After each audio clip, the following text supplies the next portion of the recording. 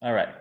So, like I said, I hope this is what we're looking for. One great thing about beginnings is they always feel like beginnings. And, I remember years ago, I used to say something about like, pushing against New Year's resolutions and things like that.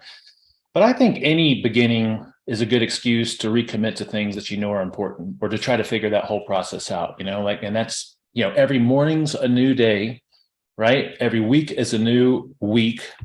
Sundays feel amazing if you're sitting there kind of thinking about, the week.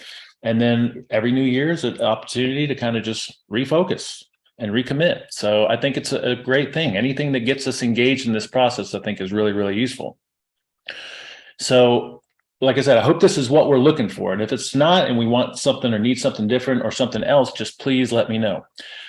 What is it that we want from a meeting like this? I think it's to be excited and to have a plan moving forward, maybe to get a little excited about 2023, and then have some structure on how to make a plan for ourselves and what it is that we want to accomplish. If you're looking for something different, throw it in the chat, let me know, and we can work on that either here together or, I can put it as some kind of a supplemental piece or something like that. And by the way, I'm honored to be in this position. I'm not perfect. I'm not self-righteous. Like, I'm working on this stuff all day, every day. I'm working on myself all day, every day.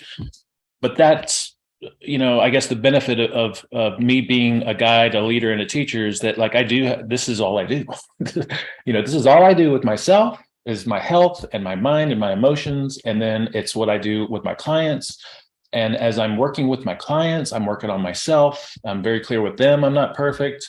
I may be further down the road with some of these health things, but, like, working with them, I get so many insights, and a lot of our protocols and things are based off of just figuring it out together. There's not a blueprint. There's a million blueprints. I mean, there's a million books and a lot of different processes and methodologies.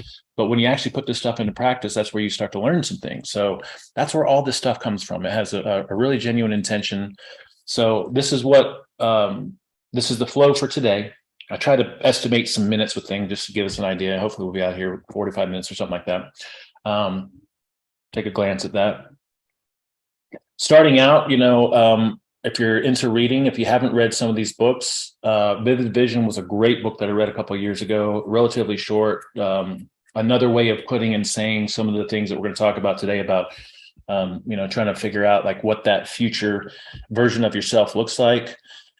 These two books, game changers. There was a book, and I'm sure a lot of us have either watched the documentary or read the book, The Secret, right? And The Secret's all about, like, the law of attraction.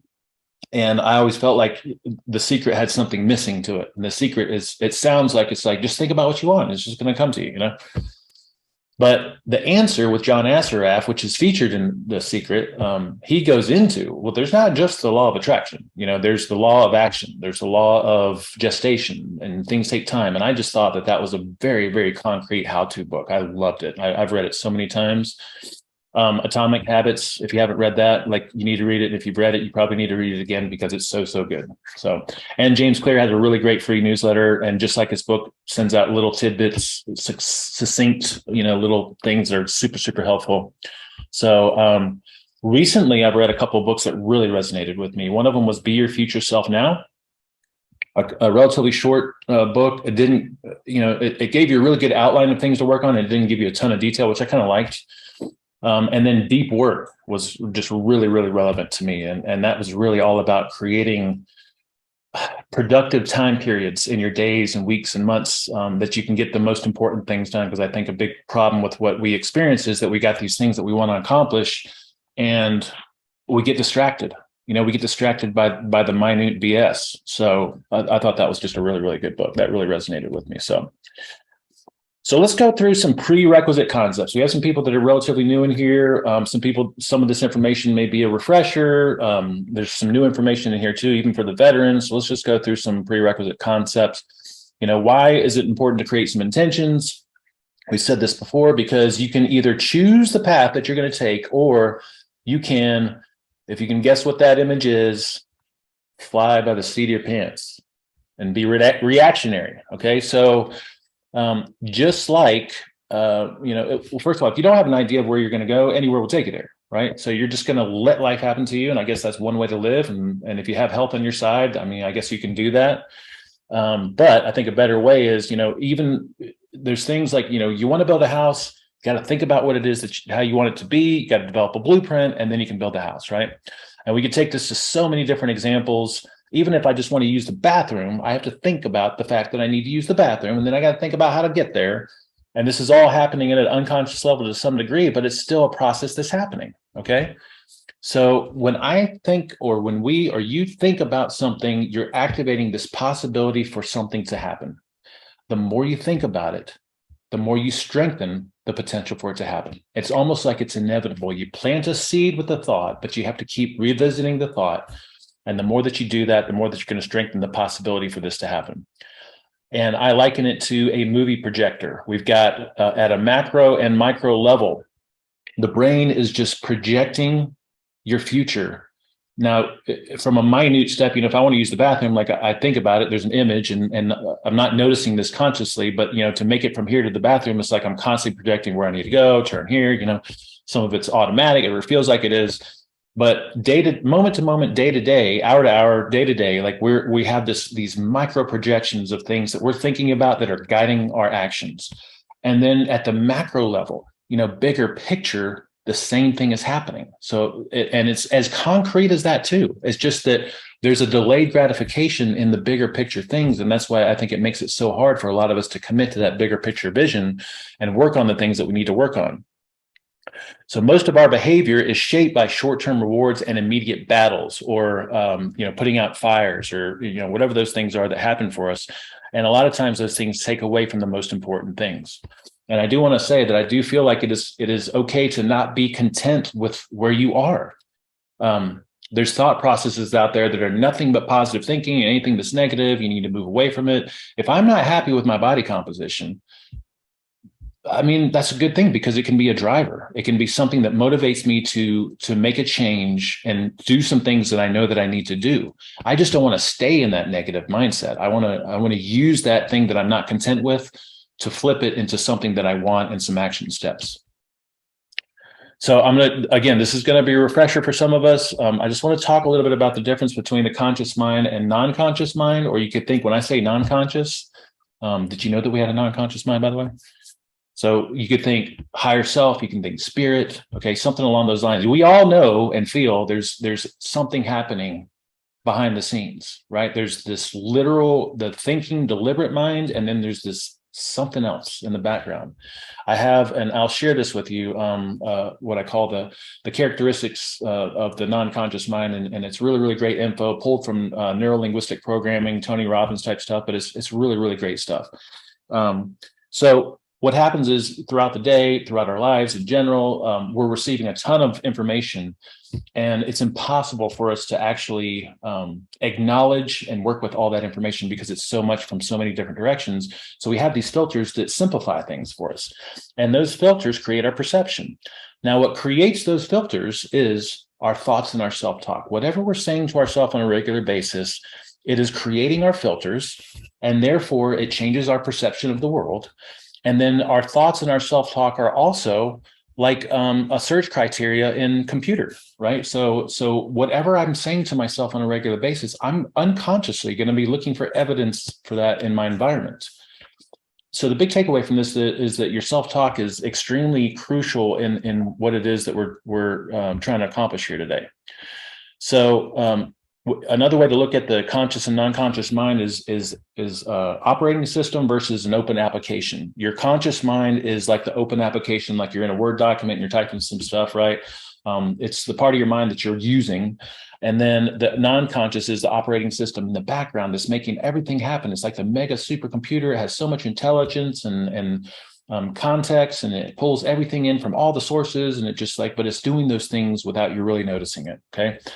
And just some important things. So again, I have this is part of the handouts that I put together for today. Is these characteristics of the non-conscious mind. I'm just going to cover the most important ones as it relates to setting intentions, and then we'll get into the rest of it. First of all, non-conscious mind, higher self, spirit, very symbolic. And that means that visualization is extremely powerful, right? So the placebo effect and nocebo effect, if you believe something is going to work or happen or be, then your belief in that is extremely powerful. And if you don't, then your non-belief in it is extremely powerful. So lucky things and numbers, like those all make sense and mean something because they mean something to you, right? And then at a very concrete level, if I visualize, it doesn't matter what it is. If I visualize something, I am increasing the likelihood of that thing happening. And I could take that to a very concrete level, and that is thinking about a physical fitness movement, right? If I visualize myself doing a squat, and I really, really visualize it, and I feel it, and I see it in my mind, I get up onto the bar, and I do all the things I know I'm supposed to do, and I feel it, and I see it, and I do that over and over and over, I'm facilitating my ability to do a good squat without ever squatting. And there's a ton of research that shows the recovery of people that have been hospitalized due to accidents and injuries, and people that visualize themselves walking again and doing different things again. The recovery is completely different from people that don't. So that's a concrete way of showing that, like, this can happen with anything and everything that we desire in our life. So symbolic, visualizing, getting clear with a vision and saying that and seeing that to yourself on a regular basis is very important. Your unconscious or non-conscious mind is always listening to everything in your environment. It's also listening to your self-talk. Okay. So when things are happening around you, it's important to understand where I put myself or where you put yourself is going to have an impact on what gets into my mind. I've used this analogy in the past. Like I know words to songs that I never consciously listen to. Britney Spears songs, freaking, I don't know, songs, come on. I'm just like, I know the words. I'm like, how do I know the words? I never listen to this, but it's being played somewhere when I'm there, And that also means that things that we don't want to have come into our mind, we need to be cautious about being around those things on a regular basis and try to put ourselves deliberately in places that are going to benefit us. Okay. Commercials.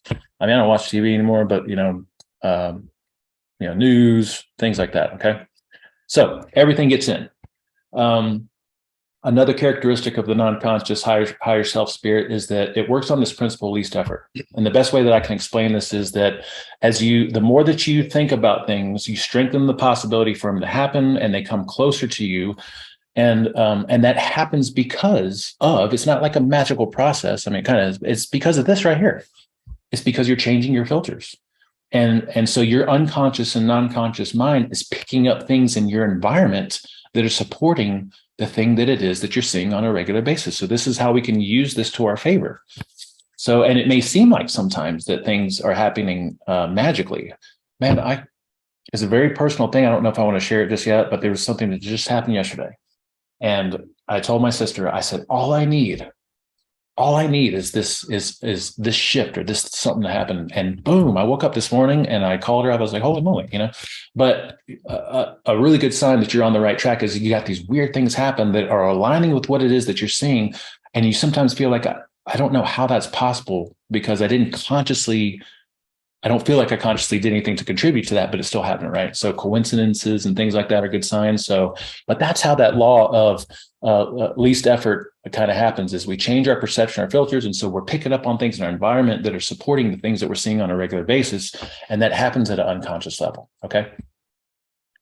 And then the unconscious mind is focused on or supports expansion and evolution and community. This is very primordial, right? So this is why it feels good to support, care for other people, and do things that benefit others and benefit mankind, and support the people that you care about around you, because in some ways that favors the furtherment of, you as an organism and the furtherment of our species, right? So that kind of makes sense too. Unconscious, non-conscious mind takes everything personally. The reason I have the finger there is because that old adage, when you point your finger, you got all those other fingers pointing back at you. So this is just another way to say my verbiage is very important. Even my verbiage directed towards something external, towards something or someone that I don't like. If it's tight, if it's negative, if it's tense, I'm the one that's experiencing that tightness and negative and tenseness. Okay. So it's useful to be aware of that.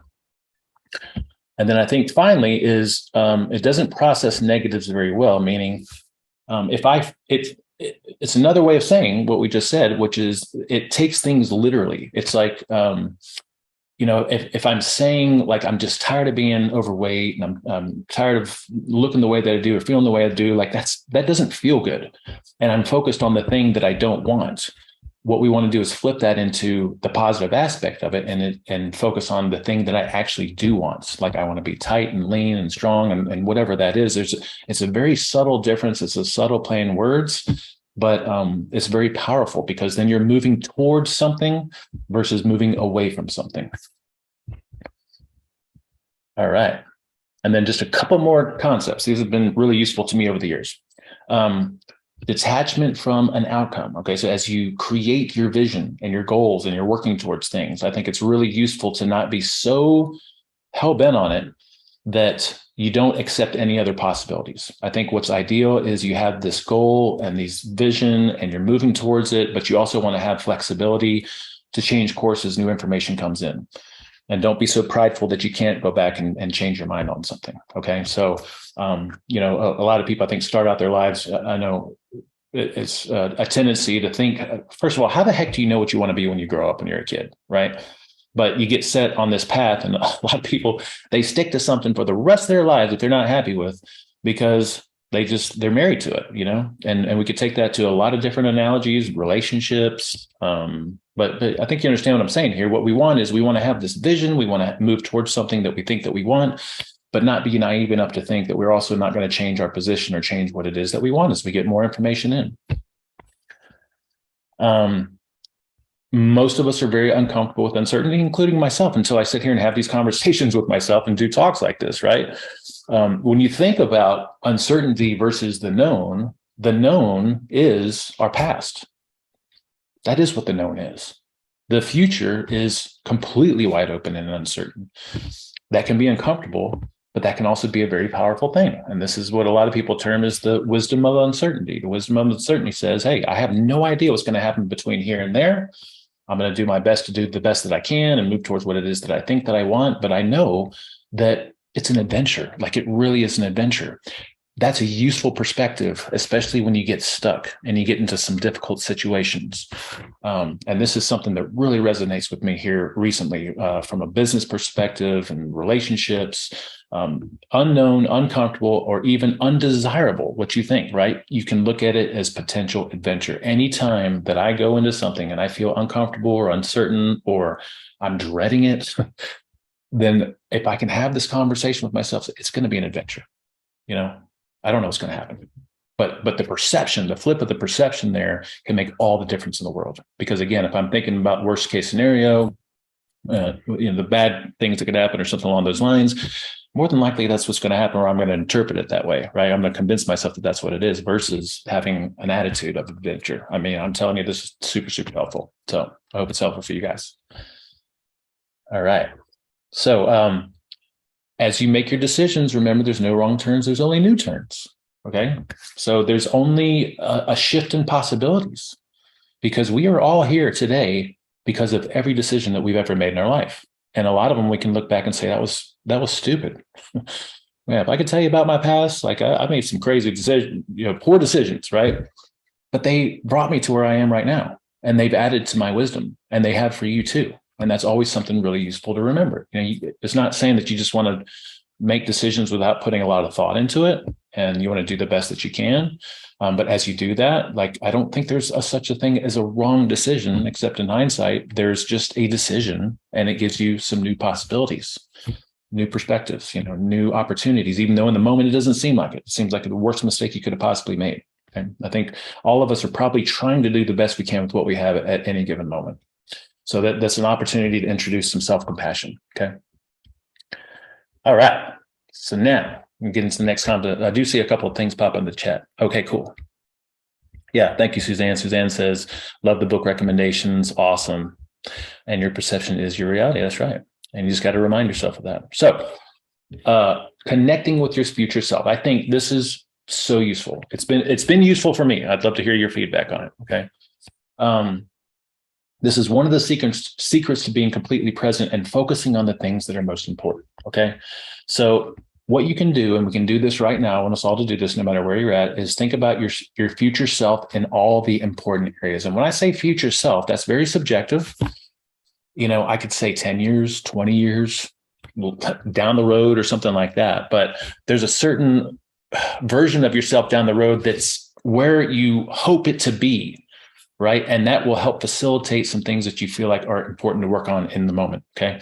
So when I say important areas, again, that's subjective too. I'm just going to give you some ideas here. I've used this with my self-reliance talks, right? What I consider to be really important areas would be your health. Underneath your health, you've got all the things, you've got your nutrition, you've got your fitness, you've got your sleep, you got your quiet time, all the things that are related to health, right? And then in readiness, I feel like this is very important, preparedness type stuff, and then wealth, career, savings, things like that. Okay. So that may be a way to envision your future self in these different areas, all combined together.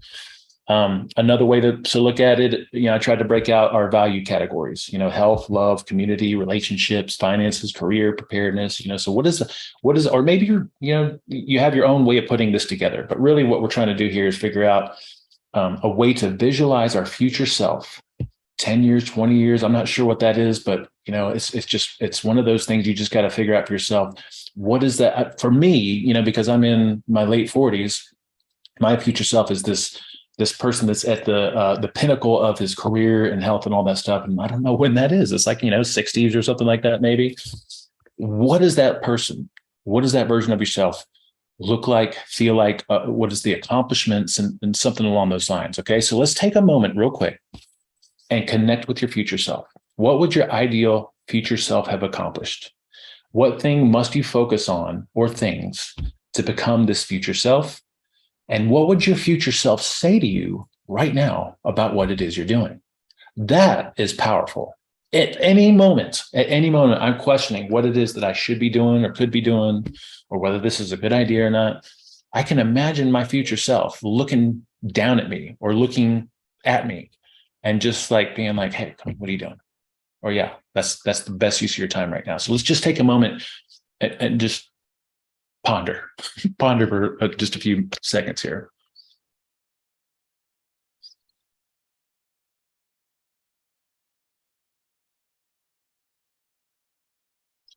Now that doesn't take very long. And when I first did this, it was like clear. I'm like, yeah, I see myself here, and then this is my living situation, and this is what the SHT is like, and this is what I look like, and like it's super clear to me, super easy for me to do that. So then what you want to do is, well, first of all, I got a worksheet. I'm going to tab over and show this to y'all. And again, I would love your feedback on whether this is useful or not. So some of you may have seen our setting intentions worksheet. So this is kind of more from that. I have a page here where we work on getting clear on your values. And that really just helps you understand what's important to you. And then a little bit of self-discovery where you ask yourself, and this exercise really does not take that long at all. You ask yourself, what are your strengths? What are your obstacles or weaknesses? And then on the next page, you ask yourself, what is the kind of person that you want to be in these areas? What does the future version of yourself look like in these areas? And I've got those different categories broken out: health, love, community, career, finances, preparedness. And again, I think it's powerful to think in terms of my future self. That's a subjective thing, but like your future self in these different areas, and just write out a little bit of information here. Okay. Then, and this is something, and Vanessa, this is one of the things I love about working with people, especially long-term. Vanessa and I had a session one time and we came up with this way of communicating or this way of creating a vision for yourself that was based on communicating things that are important to you to someone else sitting across from you. Remember that, Vanessa? So now we're taking this to the future self version of yourself. How would you describe your future self to others? If you're sitting there talking to someone and they ask you, hey, I'm curious, what's important to you? And you have that future self perspective in mind, how would you explain that to somebody?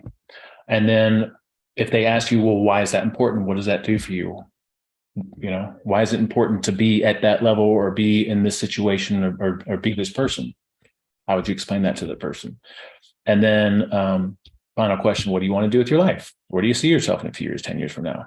Right. And if you can figure out a way to word that to someone else, then it gets really clear on what it is that you need to do for yourself. Okay.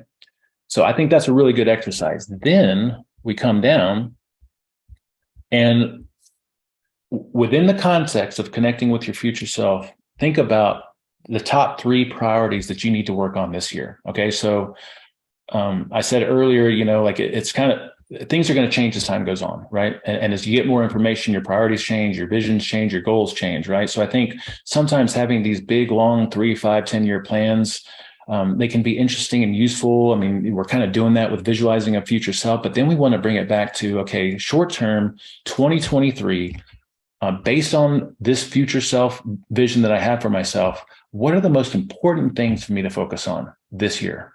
And I think keeping it to 3 is important because there was a quote somewhere that said, if you have more than 3 priorities, then you don't have any priorities because you're so scattered, right? So if you can boil it down to 3 main things that you would like to accomplish this year, or maybe areas of your life that you want to improve this year, then I think that would be really useful and it would really hone in what it is that you want to and need to do for yourself. Okay. So again, feedback, questions, comments, would love it.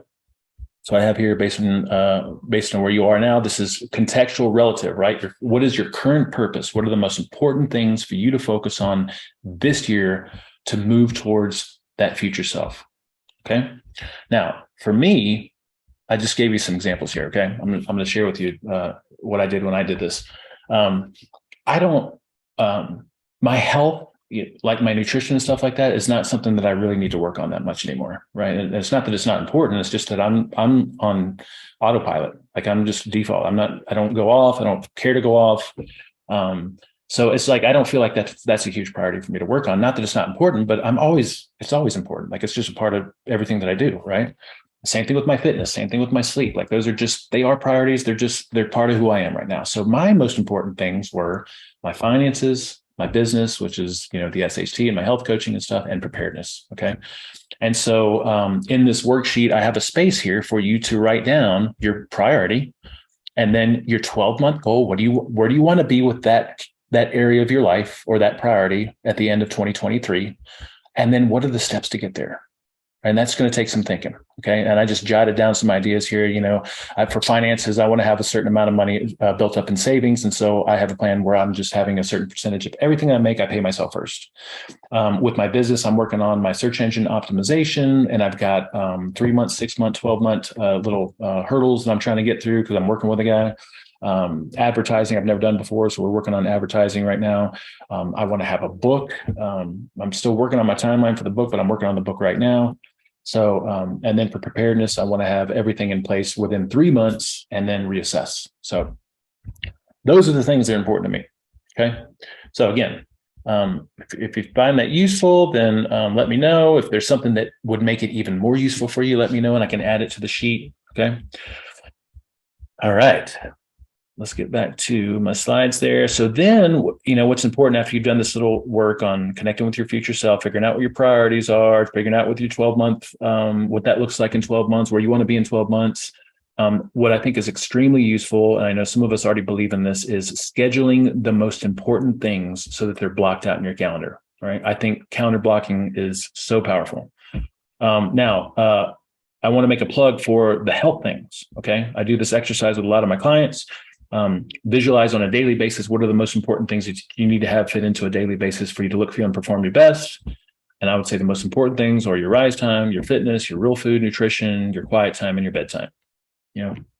So if you just visualize where those fit in a day, I think that's really powerful and useful. I'm sure most of us are probably there right now anyway, right? But I just wanted to make a plug for that. But this is an example of calendaring, right? Now, when it comes to those 3 priorities, and the things that we feel like we need to do to get there, the action steps, I think it's really useful to block things out in your calendar. Every week I have a whole day dedicated to working on my book. And now I'm actually working on it more often than that whenever I have breaks. But every week I have a day dedicated to working on the book.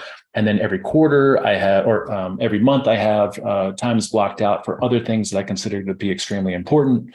And then you can throw in on an annual basis little benchmarks that you want to hit. Okay. But I do think that calendaring these really important things is useful because if you don't, a lot of times you get caught up in the small stuff and you get caught up, putting out fires and all the emergencies and things that seem really urgent that come your way. And you start to lose picture of the big thing. And those big things, it's delayed gratification. Most of them are not things that are, if I'm working on it right now, I'm not going to see immediate benefit from it. But that's why it's important to have the vision. That's why it's important to do the work that gets you to the point where you can calendar these different things that you feel are important to do. Okay. So big plug for calendaring those most important things. Now, if we talk about so I'm making a plea to you guys. Okay, get off this call this weekend when you have time. Go through that worksheet and figure out, connect with your future self, figure out what those three priorities are, figure out what the things are that you benchmarks or tasks or whatever it is that you need to do, calendar those things out. And then we want to make sure that we're revisiting that stuff every single day, right? So I want to make a plug here for a personal quiet time. Now, this is an image I put together years ago, and I think it's still extremely true. Okay. This is what I call living an intention-based life. Create a vision for yourself, which is what we're doing with the worksheet and what we just talked about so far, right? Once you're done with that, you've got some kind of a vision, some kind of a plan. There's a million different ways to do it. This is one way that we're doing it, okay? Once you have that vision, you want to meditate. Most days, spend some time in quiet, notice yourself, talking to yourself, come back to whatever your focus is, and you're cultivating this skill of being able to notice yourself, talk to yourself, and come back. And the reason this is important is because you want to focus on what it is that you want as much as you can, okay? And then you want to notice when you're not focused on what it is that you want. You want to notice when you're caught or you're stuck or you're upset or you're in a funk or you're focusing on the wrong thing. And as soon as you notice that, then you refocus. You come back to the present and you refocus on what it is that you want again. This is the name of the game all day, every day. And I'm telling you, some days are easier than others. You know, you get into some of your funks. I know what it's like because I have them too. You know, some things they just drag you in, they suck you in, and you can't stop thinking about it. You know, but this is where the work is, right? It's easy to practice when things are going good, but the real work comes when things are tough. Okay. Now, if I could simplify this a little bit, it would be this right here. The name of the game on a daily basis is focus on what you want, notice when you're not, so that you can come back to the present moment and then refocus on what you want. You could, I mean, if I believed in tattoos, I'd probably have that on my arm so I could see it every freaking day, but I do have little posters and on my computer. Focus on what you want, notice when you're not, so that you can come back and refocus on what it is that you want, okay? And I truly believe that meditation is the skill that helps cultivate the ability to notice whether you are or not, because whether you are or not is a product of your conversations that you're having in the moment, okay? All right. So just to make a plug for personal quiet time, it's important because of everything that we're talking about right now, right? It's your own mind time. You have time to meditate. You have time to think about what you want. You can organize your thought. You can set your intentions. A lot of people like to have devotion, which is awesome too. And we just want to initially, if we don't have this in place right now already, we want to cultivate the habit of showing up. Find a time that works in the day by visualizing that day and just see where you can fit in 3 minutes or 5 minutes or whatever it is. You know, you don't have to be overzealous and do 30 minutes, although that's fine to block that time out. I think what's important in the beginning is just committing to showing up to a quiet time and making that as regular as brushing your teeth or using the bathroom or going to the gym. Okay. You can habit stack it. You know, a great place to squeeze in some personal quiet time would be just before or just after something that you know you're going to do every day, no matter what. For me now, I do sit just a couple of minutes because I like the twilight and the silence and the peace that comes with it before I go to the gym in the morning. And so that's here, it's like 4:30 or something like that. So I just do a really quick little, I don't even time it or anything. I just sit out there for a little bit and just kind of just be with myself, right? But then when I come back and I walk the dogs, after I walk the dogs, that's my cue. Like I remember it every time. And I go out and do a formal, meditation session. If you need help with that, let me know. We got some courses on it. And I'd love to practice with you if you'd like to. So after you find the time of the day that fits, find your spot. What's the spot you're going to go to? Is it the edge of your bed? Is it the dining room table? Is it sitting out in the patio? Come rain, sun, sleet, or snow, hot or cold, I'm always going to go and I'm going to sit outside. I don't care what it's like. So it's an opportunity for me to get some natural light into my eyes. All right. Then once you figured out your time, you figured out your spot, then you just want to show up every day. And even if you got that little voice in your head that says, I don't have time today, I got to get out the door, whatever it is, right? We got all these rationalizations to cut it short or skip it. And we could take this to a lot of different habits, right? Notice that and just show up. Just do it. Do it for 30 seconds. Do it for a minute, something like that. Okay. I think a really solid process for a quiet time, this is slightly shifted, would be, I prefer now to start with meditating. I like to sit down, take a few deep breaths, and then I go through my little 3-3-3 or 6-6-6 or, whatever it is, 5-4-3. And I'm cultivating the skill of noticing thinking, coming back to the present moment. And that's all I'm doing there. I shift through the different focuses that a lot of us have learned together, which is using listening, using feeling the body, focusing on the breath. So I get my practice in, and then immediately after that, I feel like it's a great time to do gratitude. And then I do my envisioning. I have some memorized prayers, and then I have the work that I've done here recently, and I have it in a notepad, and I have it on my phone, and I just read through it. Boom. So again, back to why the heck am I covering this right now?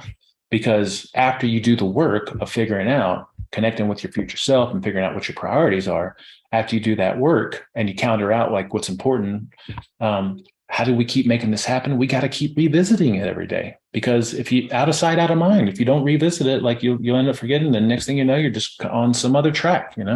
If it's important to you, you got to revisit it every day. And then if you do, guaranteed you're going to move in that direction. Just keep moving forward with it. Okay. All right. Now, please list all the books. Yes, I will, definitely. Yep.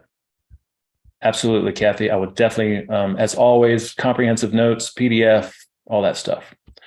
All right. So that is everything that we just went through is personal to you. Okay. I can't tell you what's important to you or what to focus on. You have to do that for yourself. I do think the future self exercise is extremely useful.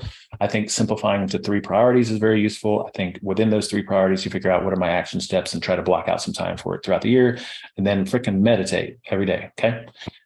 Now, I do want to make a plug for health things to consider for 2023.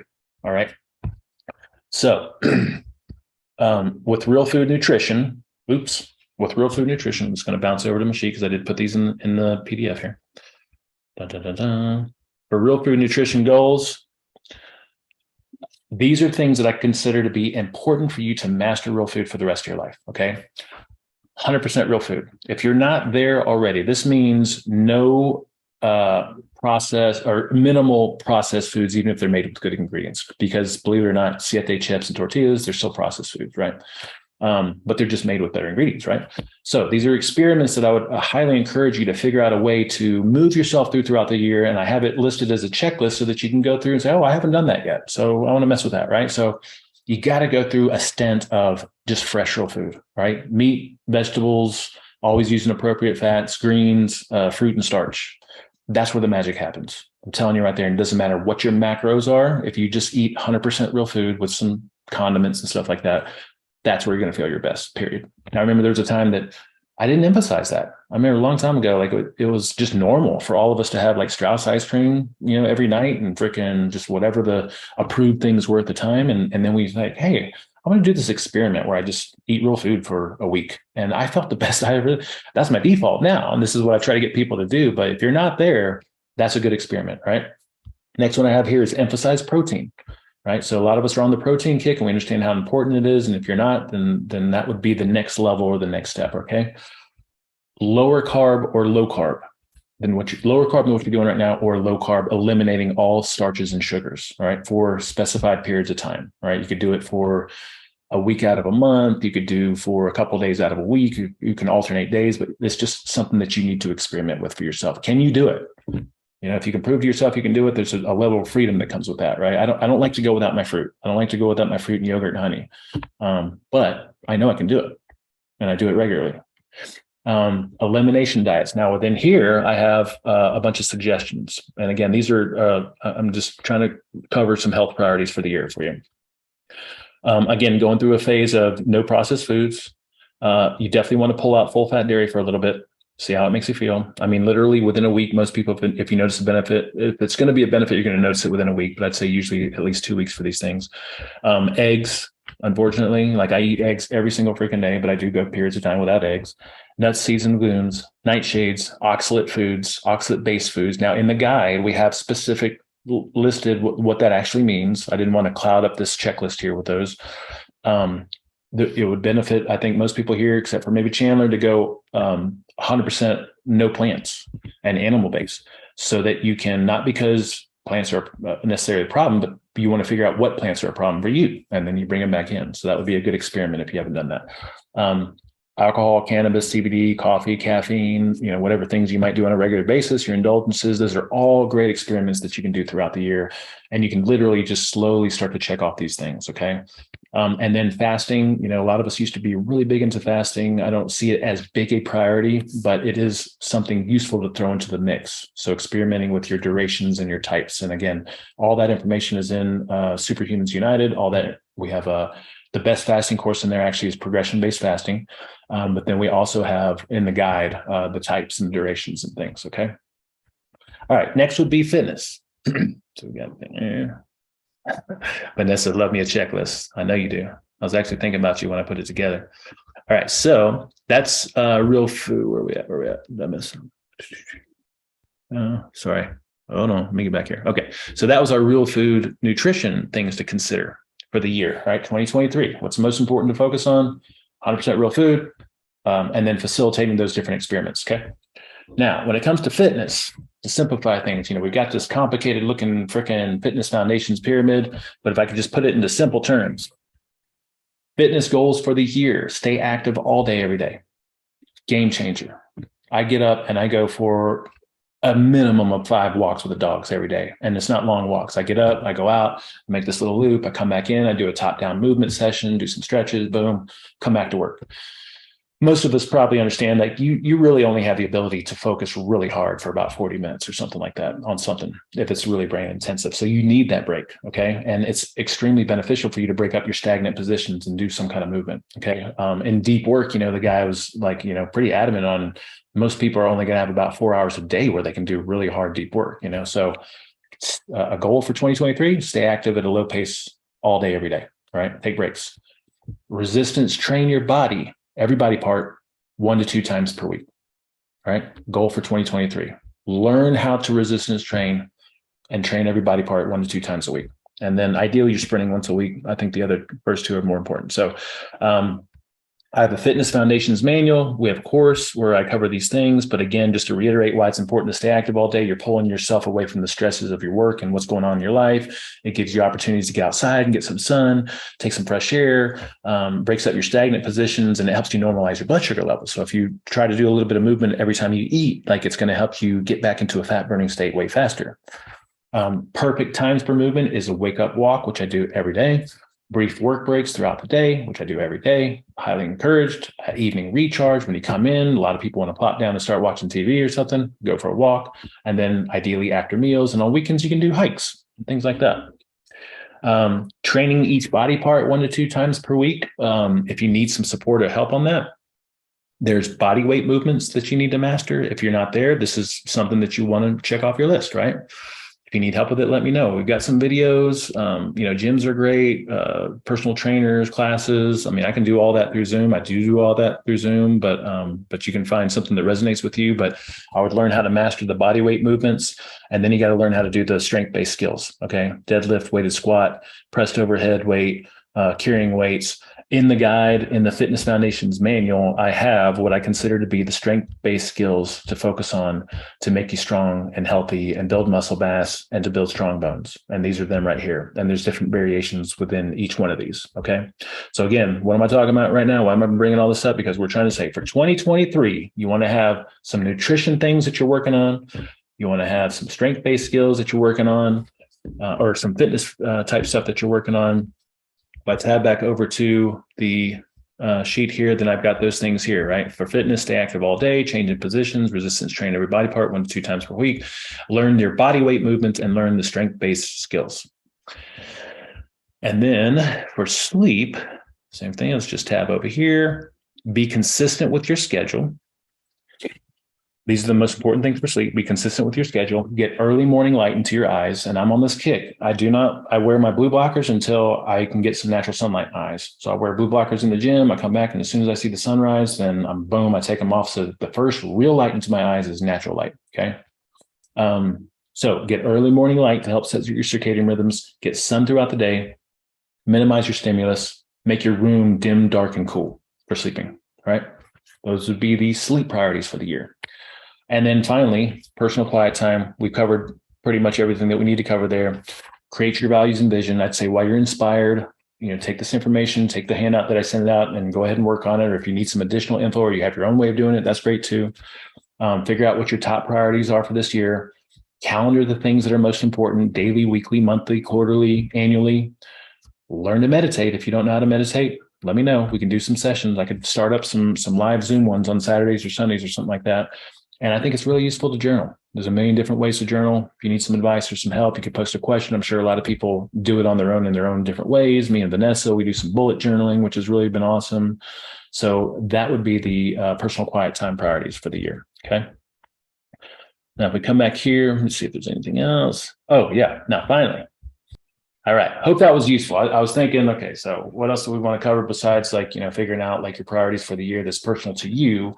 Of course, the SASD is a health-based organization. So it's like, okay, so what are the most important things to focus on from a health perspective for the year? I felt like it'd be useful to have a checklist to see where you're at. Have you done these things? If not, these are things that you might want to consider working on. Okay. All right.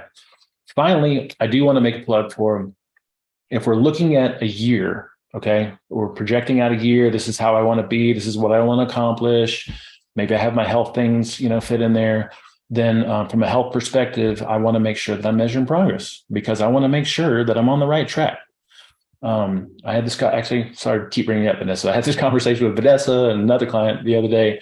We're really good at measuring subjective markers, okay? Subjective markers are how you look, feel, and perform. All right, these are things that you feel and experience.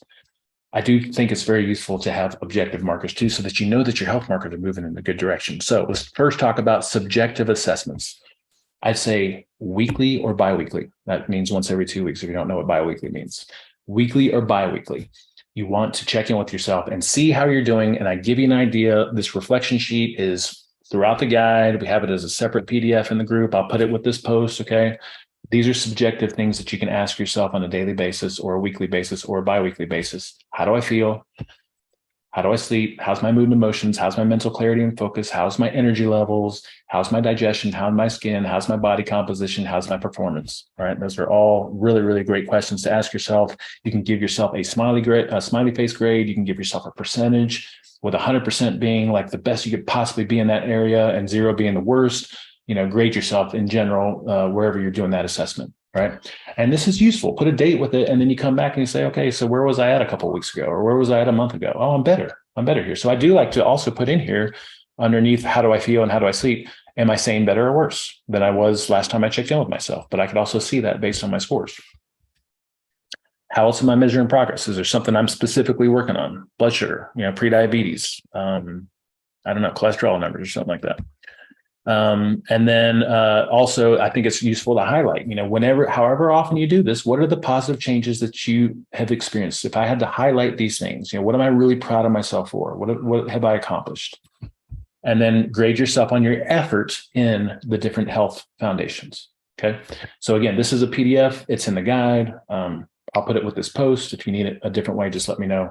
So we do want to do subjective assessments periodically, but then we want to measure objective. Now, objective is basically like you can measure these things, okay? Concrete, right? So with objective measurements, not only do we experientially know that we are looking, feeling, and performing better, but we can also measure our health, okay? So I think this is important too. I'm doing my next blood work in February. I can share my blood work if you guys want to, that I did this past year. I think it's stellar. I'm excited about this one, but anyway, objective measurements also, not only are they telling you if you're doing, if you're moving in a good direction, but they're also leverage. When I start to see my pulse, blood pressure, some other numbers, like when I start to see them going in a bad direction, I'm like, all right, maybe I need to dial back whatever it is that I think is contributing to that, or maybe I need to figure out what it is. So pulse rate, I think, is a great objective measure. Pulse rate, I think we all know what that is, but, normal pulse rate for most healthy people is going to be between 60 and 100. It's very bio-individual, but typically the lower your resting pulse rate, the better your health. Okay. So, and I think the best times to measure are when you're laying in bed just before you get up. And you know how it is, like for me, most nights I have a good sleep and I'm just laying there and I'm just doing a body scan. I feel my body. I'm like, oh, it feels so good. And I know I rested well. And then I like to take my pulse. And I'm impressed with it sometimes. Now, if I have a couple of drinks the night before, or I eat too close to bedtime, like my pulse is through the roof, or it's different, not through the roof. Okay. So maybe a morning pulse, you can check your pulse throughout the day, just to see, like, as soon as I get off this call and take a few deep breaths and calm myself and see where it's at. That's going to be higher than my normal morning resting pulse, but it's still interesting to see where it's at, because over time, hopefully you're seeing it shift in a good direction. So pulse rate daily would be a good objective measurement. Blood pressure weekly. unless you're just ultra confident your blood pressure is always great. I think for me, it's always a concern. So I'm always measuring my blood pressure. Okay. So I give you some numbers here to look for. I think most of us are familiar with the systolic and diastolic, the two different pressures, the top number, bottom number. There's going to be natural variations in your blood pressure. It can change in response to stress and nutrition and drugs and disease and exercise and sickness and all these things. But I would say just measure your blood pressure at a consistent time of day where you're calm and relaxed. I like to do it first thing in the morning. So blood pressure daily, weekly, or, if you're really confident about where you're at with that, once a month, but I would check it here and there, and you can get a machine and just keep it, pulse most of the time, or pulse daily, blood pressure most days or something like that. And then blood work. Okay.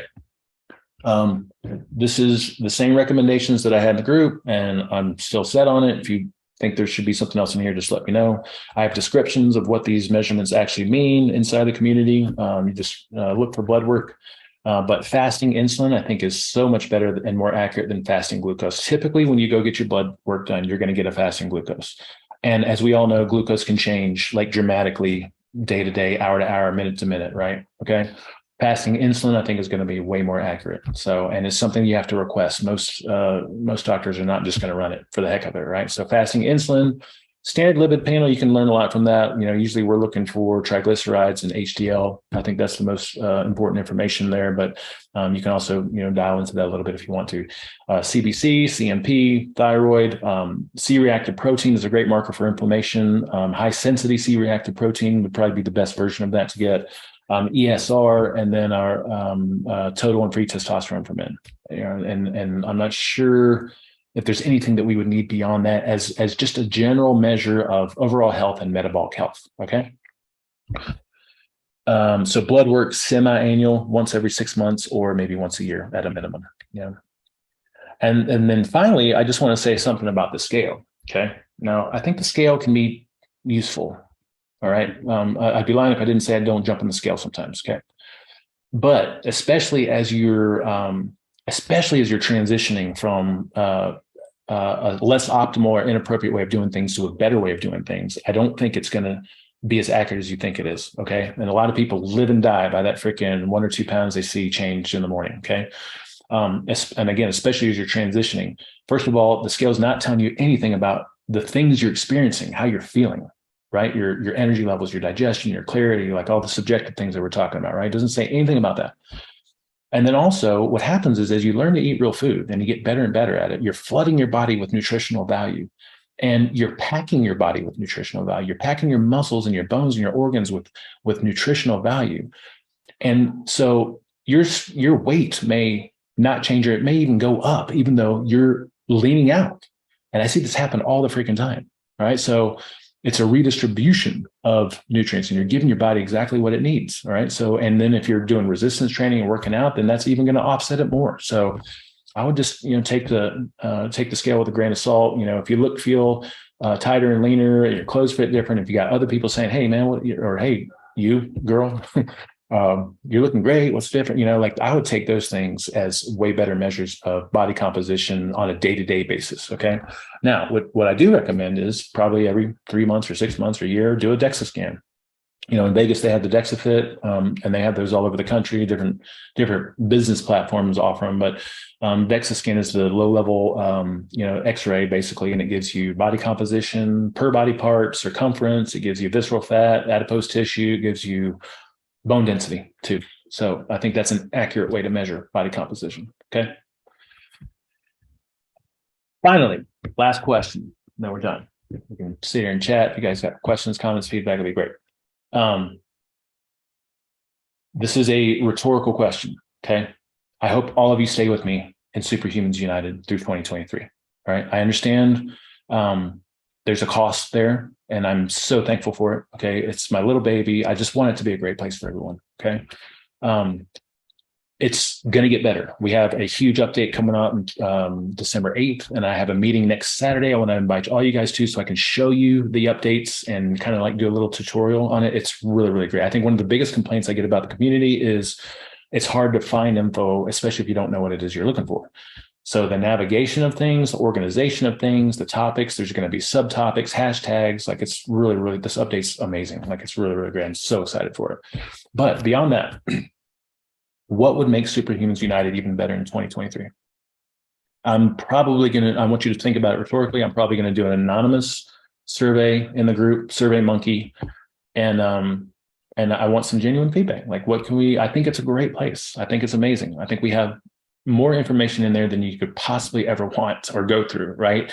Courses, recipes, live talks, meal plans. I mean, you name it. And by the way, I'm committed to ongoing, constantly bringing in awesome guests. We got some amazing people lined up for next year. I'm so excited. So we got these live talks that are exclusive for our group. You know, we put the recordings and the resources and PDFs in there. Some of that I share public, but not the details and not the nitty gritty, because that's exclusive for us. And as time goes on, the more exclusive that's going to get. I'm just building things. But anyway, I think it's a great place, but I know it could be better, right? What could make it better? Let me know. Right. I would love to see you guys post, you know, like I see people posting on Facebook and Instagram. You can post in here. I don't have to be the only guy doing it. I get sick of seeing myself in here. So I think that's it. I think that's all I got. You guys are great. Thank you so much for being here. Yes, please share lab work. Okay. Yeah, cool. Oh, I'll definitely share my lab work. Yeah. My insulin was like a 2, which is, I think it's the lowest you can go. I don't know if you can go to a 1.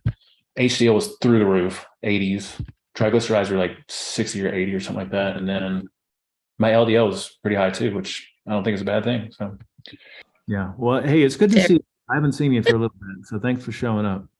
Yeah, it's great to see you, and I'm grateful for the meeting today. It was what I needed, just to kind of revisit everything and get back on setting intentions and back on my journey.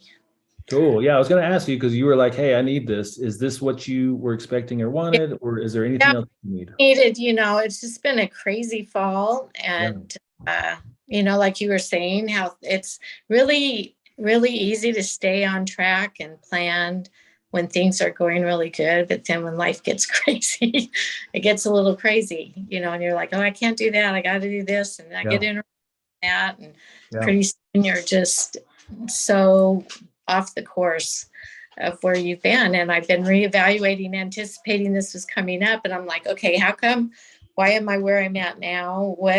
Where's the missing link, you know? And I've really struggled to get out there, you know, get consistent with getting movement and exercise. I'm like, okay, why is it that I don't feel like I want to get up? Well, I'm not sleeping well. Why is that? You know, I love it.